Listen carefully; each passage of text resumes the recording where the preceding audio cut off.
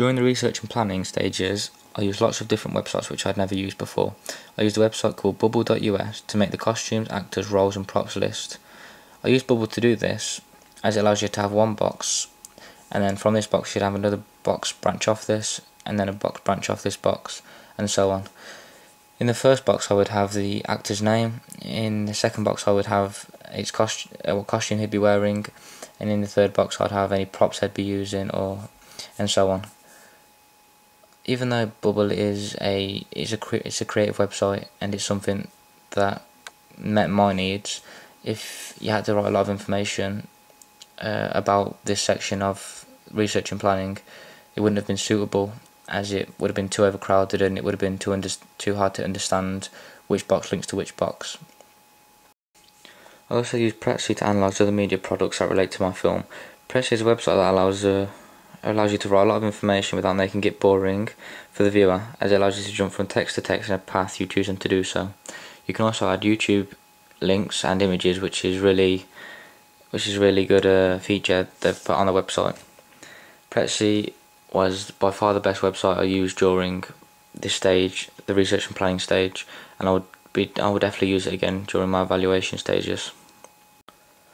For our storyboard we had sheets with boxes where you could write or draw the camera angle that you was going to use in that scene, and then there was another box that allowed you to add a description.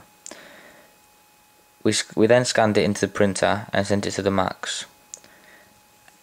If I was to do this again, I would use a website on the internet, as once it was scanned into the Macs, the drawings weren't as visible as what we would have liked, so it was less effective.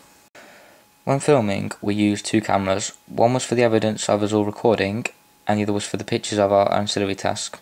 We used a Sony camera to record the actual film with. I already know how to use a Sony camera, as I have the same one at home, but I had to explain to the other people I worked with how to use it. But it's very simple to use, but yet very effective at recording what you want to. Even though I have used Photoshop before, there was still a lot that I could learn from it. So I used YouTube tutorials to learn how to add effects to my ancillary task to make it as best as it could possibly be. I used Final Cut Express to edit all the clips we had recorded into a 5-minute video. I'd never used Final Cut Express before, so I had to learn how to edit, import and render the video once it was finished, all from scratch.